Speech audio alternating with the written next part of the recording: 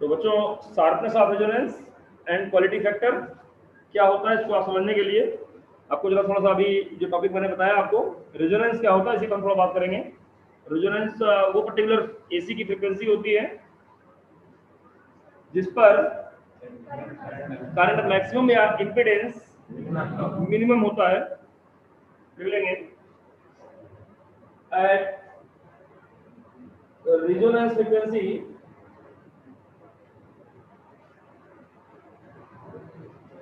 of AC in LCR circuit. At resonance frequency of AC in LCR circuit, the current becomes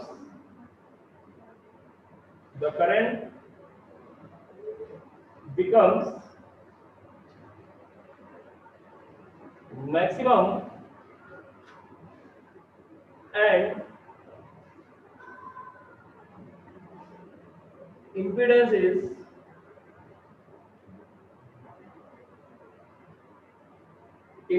minimum. Current maximum, impedance minimum. The variation of current amplitude with angular frequency of AC source are different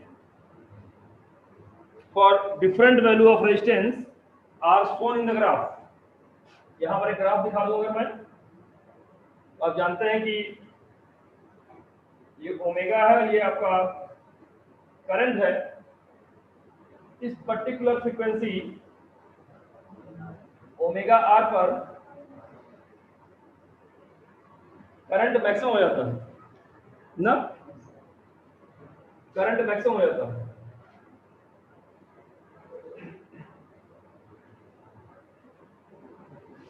ये R1 पर है,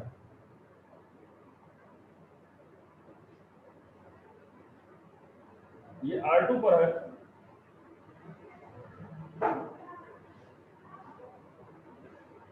ये R3 पर है। अलग अलग resistance साथ में अलग अलग मैक्सिमम करंट। करंट कब ज्यादा होगी, जब रेजिस्टेंस कम होगा। सबसे कम कौन सा है, R1, R2 या R3? R3 सबसे कम होगा, तभी तो करंट सबसे ज्यादा है। इट इज वेरी क्लियर कि रेजिस्टेंस कम करते जाइए, करंट ज्यादा होती जाएगी, और करंट कब इनफाइनाइट हो जाएगी, जब रेजिस्टेंस 0 हो जाएगा। तो चलिए, the variation of current amplitude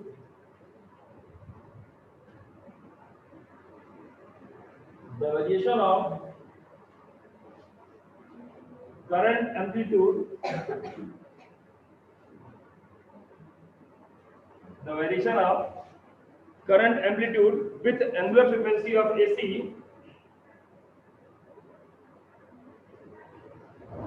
with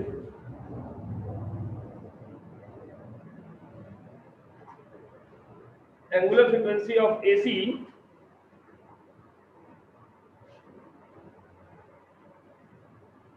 of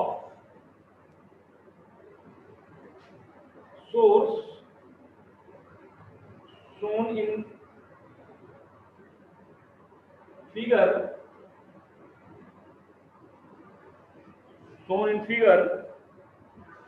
और यहां पर ये कब दिखाया जा रहा है, जब L and C are fixed, क्योंकि LC नहीं बदल रहा है, इसलिए तो ये फ्रीक्वेंसी फिक्स है। ओमेगा आर ना रेजिस्टेंस वेरिएशन दिखा रहे हैं, तो आपको समझ में आना चाहिए कि ये आपका जो रेजिस्टेंस अगर ज्यादा है तो जो आपकी ये शार्पनेस होगी ग्राफ की या करंट की जो वैल्यू होगी वो क्या होगी, कम हो जाएगी। और अगर रेजिस्टेंस कम होगा तो शार्पनेस बढ़ जाएगी, है ना। इसीलिए कहते हैं कि जो है आप लोग अपने जीवन में भी तमाम सारी फ्रीक्वेंसीज मिल रही हैं। आपका जो इंस्ट्रूमेंट है, आपका जो शरीर है, आपका जो बॉडी है, आपका जो नेचर है, वो किस फ्रीक्वेंसी के लिए बना है, उस पर आप मैक्सिमम रिस्पॉन्स कर सकें, मैक्सिमम एम्पलीट्यूड आपको मिल सके, उतना आगे आप बढ़ सकें। इसके लिए आपको रेजिस्टेंस अपना कम रखना चाहिए। देश की खुराफात नहीं सोचनी चाहिए। तो लग रहा है कि आप खुराफात में इन्वॉल्व हैं, और जिस क्षेत्र में आप बहुत अच्छा करने वाले हैं उस क्षेत्र में भी अच्छा नहीं कर पाए। रेजिस्टेंस कम रहेगा आपका तो करंट एम्पलीट्यूड आपको मैक्सिमम मिलने वाला है। तो रेजिस्टेंस हिंड्रेंस अपना कम से कम रखिए। चलिए, the value of resistance in LCR circuit is low then a large current conduct. तो लिख लेंगे the resistance of LCR circuit is low then maximum current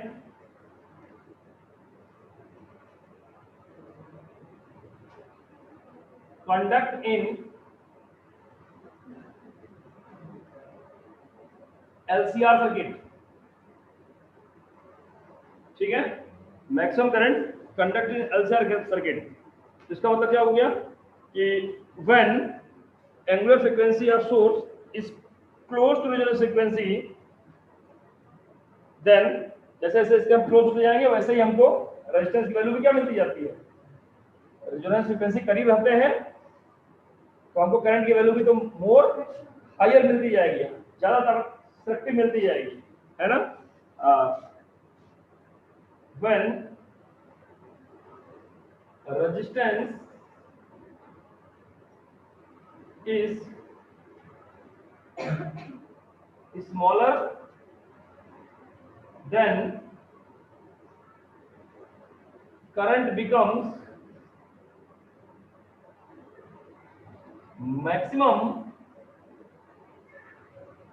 near the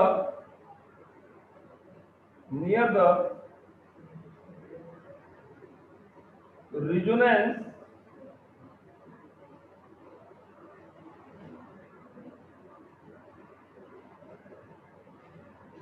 angular frequency ना। इसका मतलब क्या हो गया, सर्किट आपकी मोर शार्प कहलाएगी, उस पर्टिकुलर रेजोनेंस फ्रीक्वेंसी के लिए मैक्सिमम करंट प्रोड्यूस करने लगेगी, मैक्सिमम रिस्पांस देने लगेगी। So that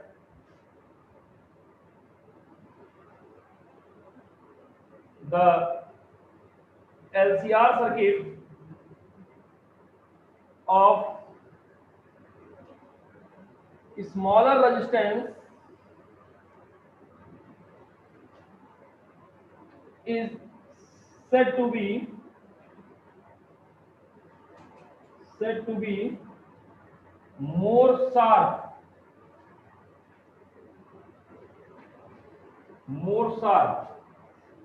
and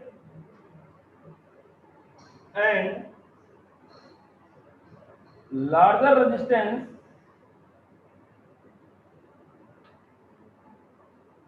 is said to be more flat। Sharp है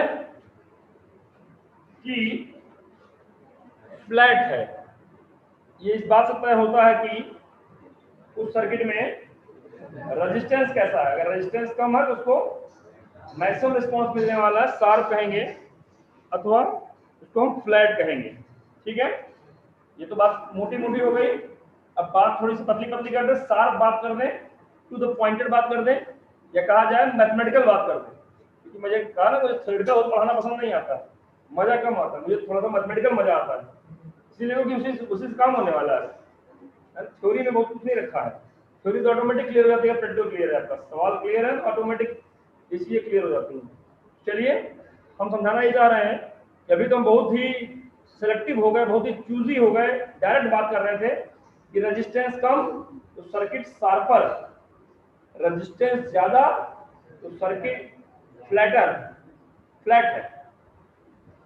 और फ्लैट और शार्प से मतलब इस बात से है, शार्प से मतलब हाईएस्ट करंट से है और फ्लैट से मतलब लोएस्ट करंट से, कम करंट होगा। इस बात को डिसाइड हम क्यू फैक्टर से भी करते हैं। क्यू फैक्टर माने quality factor. The sharpness of resonance can be measured by quality factor. The sharpness of resonance can be measured by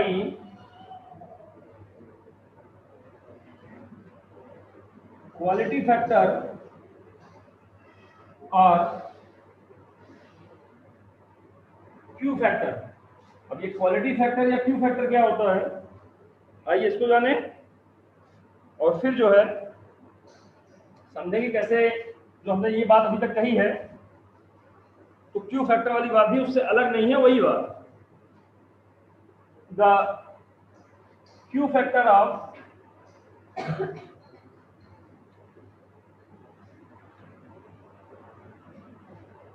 LCR circuit is defined as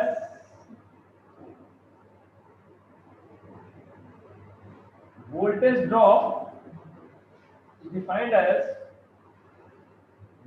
drop across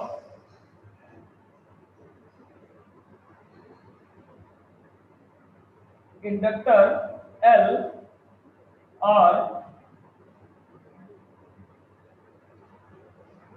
capacitor C to the total potential drops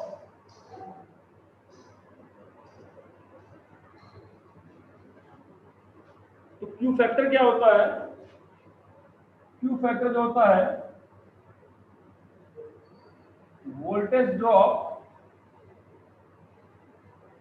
across LRC upon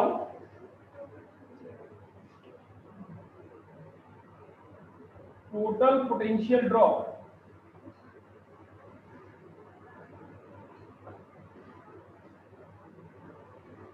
यहां पर जो potential drop होता है वो VL कहलाता है। Inductor या capacitor VC भी कर सकते हैं, जो भी आपकी इच्छा हो। VL हो गया और टोटल पोटेंशियल ड्रॉप को आप रेजिस्टेंस के अक्रॉस ही मानेंगे। क्यों? क्योंकि जितना वोल्टेज के अक्रॉस हुआ है उतना ही तो कैपेसिटर के अक्रॉस हुआ, दोनों आपस में कैंसिल हो जाता है, प्लस में एक माइनस में। तो जो रिजल्टेंट होता है वो केवल रेजिस्टेंस का बचता है। तो यहाँ पर इसको हम IXL और इसको हम IR लिखेंगे। Q बराबर आ गया आपका XL/R, बट XL कितना होता है? ओमेगा इंटू L होता है। और यहाँ पर रेजोनेंस की मामला चल रहा है, इसका तो ओमेगा ना होकर के ओमेगा R की बात करेंगे। देन Q की value L/R into omega R आ गया। और ओमेगा R होता कितना है पढ़ चुके हैं, 1/√LC। तो यहाँ से क्या आ गया आपका, आप जान रहे हैं Q =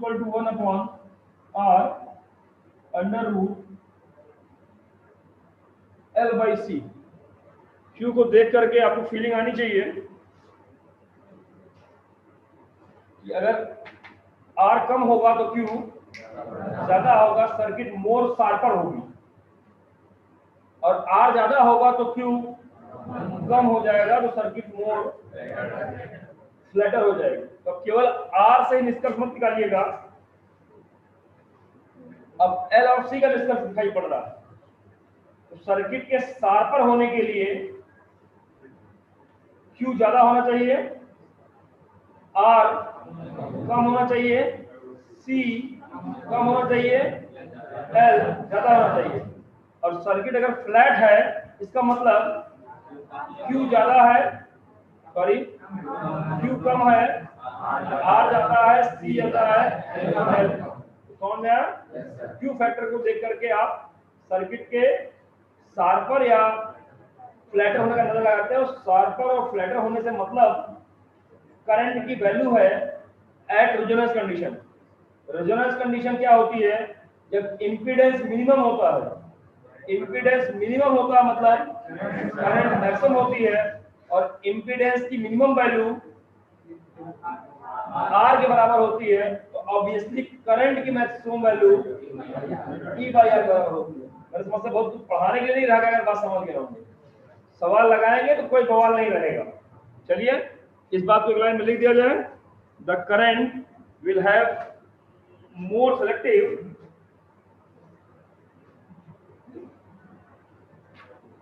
the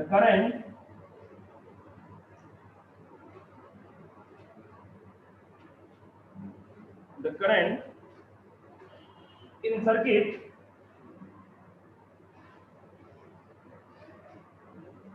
is more selective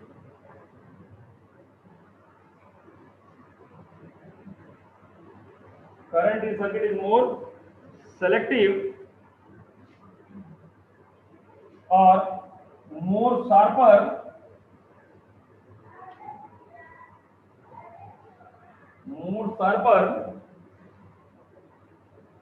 for large value of Q and L and the R actually and Q and L and smaller value of